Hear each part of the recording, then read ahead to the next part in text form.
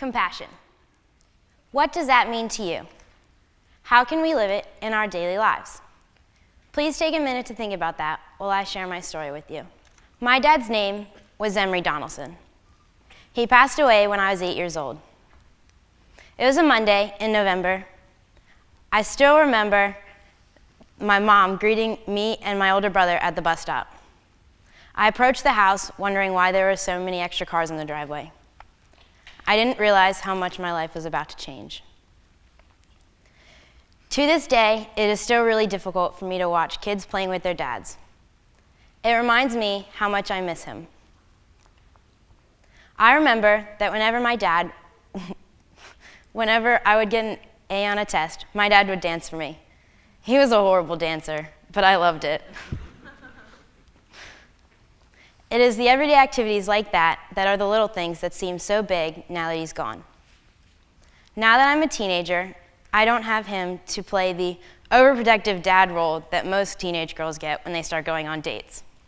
I never got the chance to be daddy's little girl. After my dad passed away, my mom took me to this camp. I didn't know what to think about it. All I knew was it was a camp for kids just like me, kids who had lost a family member. The camp was called Comfort Zone. I believe that Comfort Zone saved me. I love Comfort Zone so much that as soon as I was old enough to become a junior counselor, or as we call it, JC, I did it. I will never forget the first time I was a JC. I worked with the 7 and 8-year-olds. When I got home that weekend, I realized that I was exactly their age when I learned of my dad's passing. It was amazing to see how much they grew in the short time that they were there. And it was special to me that I got to give back what I was given. One important thing that we do at Comfort Zone is pin exchange. We give a pin to someone who we believe has done something really amazing or gone outside their comfort zone. For some, it is sharing their story. For others, it is being a leader in their group. In my time at Comfort Zone, I have earned pins for things like being lifted because I'm afraid of heights, and for comforting someone who is really struggling with their loss.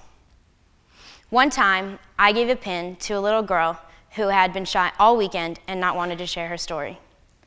On the last day, she took me aside and told me all about how her dad passed away. It was amazing. She gave me a pin for listening. That is what Comfort Zone teaches, compassion. When I was in 5th grade, we had new neighbors move in next door. They had a daughter who was my age. She was energetic and crazy. Her name was Cameron Gallagher. Little did I know that we would become best friends. At first, Cameron and I were just normal friends. We did things together, but we also got on each other's nerves a lot. As Cameron and I grew up, our friendship grew stronger. All throughout our friendship, Cameron dealt with insecurities and feelings that she couldn't always control. Cameron was dealing with teenage depression.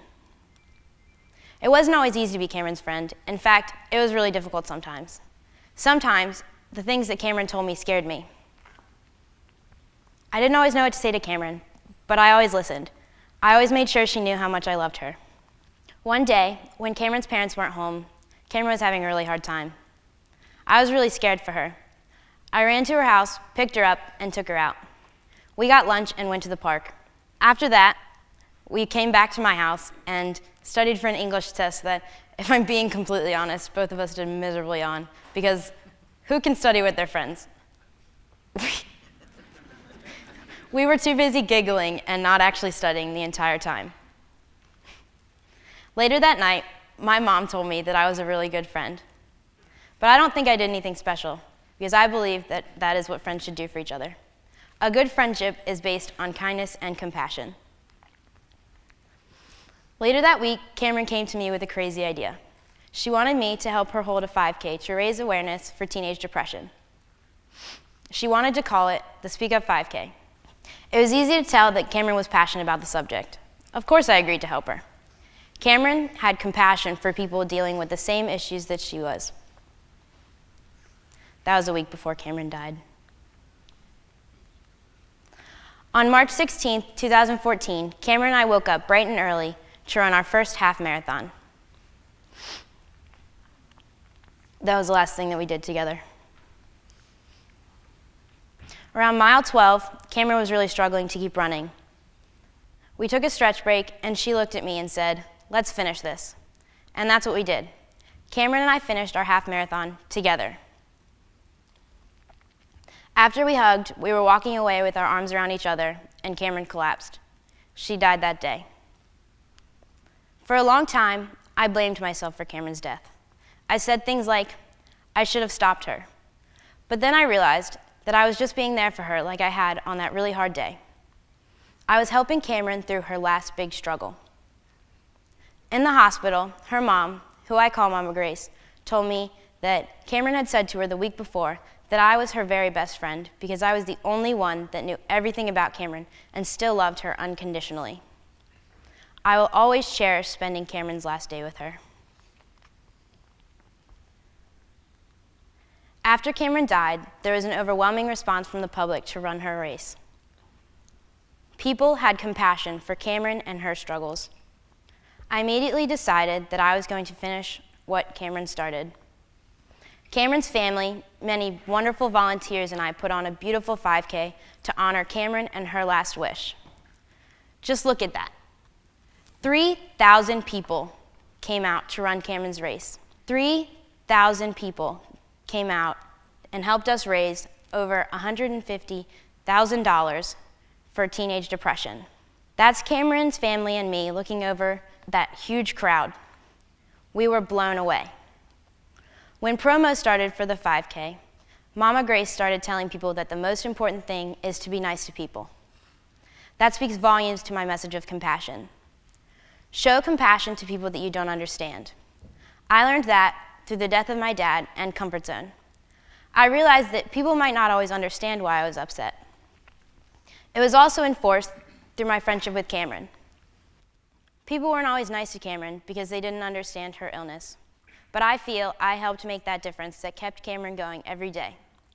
I showed compassion to Cameron and her struggles. Comfort Zone will continue to show compassion to people who are struggling with the loss of their family member. And the Speak Up 5K will continue to show compassion for those struggling with teenage depression. But what can you do? Compassion is defined as a feeling of wanting to help those who are struggling. I feel I have made a difference to kids at Comfort Zone and Cameron by showing compassion to them and their struggles. Now, I challenge you to show compassion to people who you believe are having a hard time. Show compassion to people that you know. I challenge you to speak up for those who are down. Now, take a minute to think. How can you make a difference in someone's life?